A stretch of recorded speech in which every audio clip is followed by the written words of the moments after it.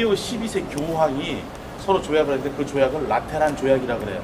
그 조약에 의해서 여기는 이탈리아 정부로부터 완전히 독립된 나라예요. 그래서 아까 저희가 담장으로 줄을 쓰셨잖아요. 네. 그 담장이 한 바퀴를 둘러져 있어요. 그 한 바퀴 안에 저희가 960명 정도가 현재 거주하고 있고, 이 사람들은 이탈리아 사람이 아니라 바티칸 시민이에요. 그래서 전 세계에서 가장 작은 나라, 면적은 44헥타르인데 곱하기 3,000 하시면 돼요. 1헥타르가 약 3,000평 정도 됩니다. 3,000평 좀 넘어요. 그러면 대략 한 12만 평이 조금 넘는 면적. 그러나 960명이 거주하고 있지만 전 세계의 캐톨릭 신자로 보면은 8억 명 정도가 캐톨릭 신자예요. 그러니까 작은 나라지만 강한 교세를 가지고 있는 데가 바로 캐톨릭 바티칸이라고 하는 것입니다. 그래서 오늘 저희들 일정은 오전에 지금 바티칸 박물관만 보시고 저희들 좀 더 나가서 점심 식사 하실 거예요. 그렇게 하고 오늘 오후에 시내 투어를, 로마 시내를 둘러보시고 마지막에, 투어 맨 마지막에 성 베드로 성당으로 다시 오실 겁니다. 그래서 저희들 오늘 바티칸 박물관하고 성 베드로 성당 이 두 군데를 보실 거예요. 저희들이 이 투어를 시작하기 전에 저희 바티칸 박물관 내부에 있는 작은 성당이 있어요. 그 성당이 교황을 선출하는 성당인데, 그 성당의 저 위에 천장에 그려져 있는 그림이 여기 가운데 있는 천지창조라는 그림이고, 여기 성당 정면에 있는 이 그림이 저 왼쪽에 있는 최후의 심판이라고 하는 그림인데, 이 두 그림 모두가 다 미켈란젤로라고 하는 천재적인 예술가가 이 그림을 그린 거예요. 미켈란젤로의 고향은요, 저희들 내일 모레 피렌체를 가실 건데, 그 피렌체가 미켈란젤로의 고향입니다. 근데 이 미켈란젤로가, 이 사람은 조각도 했고요, 그림도 그렸고, 건축도 했고, 다방면에서 아주 천재적인 재능이 있었던 사람이 바로 미켈란젤로라는 사람인데, 이 사람의 첫 작품은 조각품입니다. 그리고 이 미켈란젤로는 본래는 화가가 아니라 조각가예요. 근데 조각가임에도 불구하고 그림이나 건축 모든 거에 뛰어난 재능이 있었던 거예요. 그래서 그 사람을 천재 예술가라고 이야기하는데, 오후에 저희들 다시 오면 성 베드로 성당 내부에 미켈란젤로의 조각이 있어요. 바로 피에타라고 하는 조각이 있어요. 그 조각을 24살 때에 미켈란젤로가 조각을 하게 됩니다. 아주 젊은 나이죠.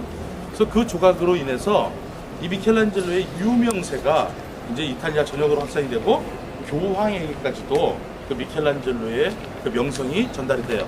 그래서 교황이 미켈란젤로를 불러다가 이 성당의 천장에 좀 멋있게 그림으로 장식을 해달라라고 요청을 합니다. 그리고 이 교황의 첫 구상은, 교황님의 구상은 이 천장에다가 예수님의 12제자 12사도를 그렸으면 좋겠다 하고 미켈란젤로에게 얘기를 했는데, 미켈란젤로의 구상은 달랐어요. 12사도보다 성경 창세기에 나오는 하나님이 세상을 창조하는 천지창조의 주제를 이 사람이 갖게 되고, 교황에게 얘기를 해서 그의 주제를, 천지창조라는 주제를 그림을 그렸어요. 1508년부터 1512년까지 지금부터 약 500년 전에 이 그림을 그리게 된 건데, 이 그림의 기법은 프레스코화라고 하는 그림입니다. 프레스코화.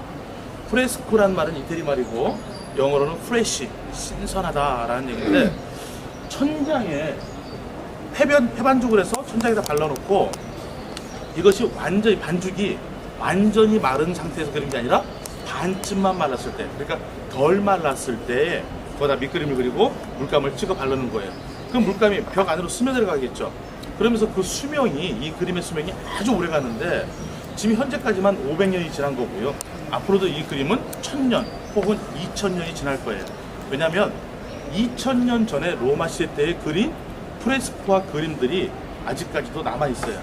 따라서 이 그림도 같은 기법으로 그리기 때문에 그 수명이 앞으로도 1000년 혹은 2000년이 이렇게 오랜 수명을 가지게 될 겁니다.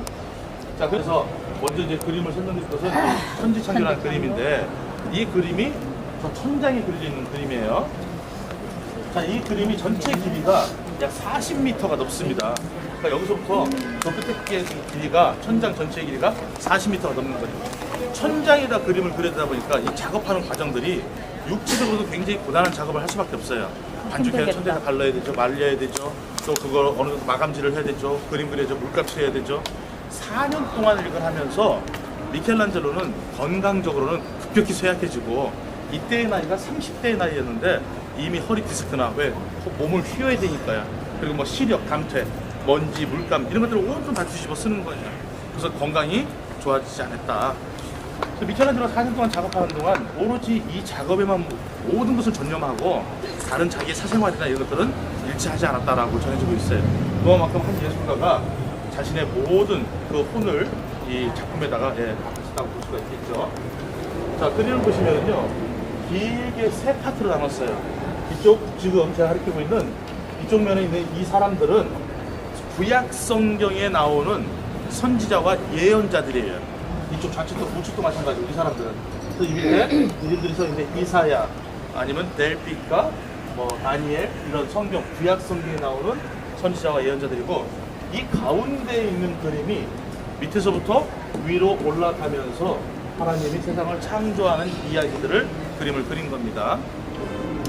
성경에 보면은요, 이 앞으로 이제 저하고 다니시면서 내일 모레 이제 피렌체 갈 때도 마찬가지고 로마도 마찬가지고 유럽의 역사를 알려면은요, 그 뿌리가 결국은 기독교 역사하고 같이 맞물립니다. 우리 역사도 결국 올라가면 불교의 역사하고 아니면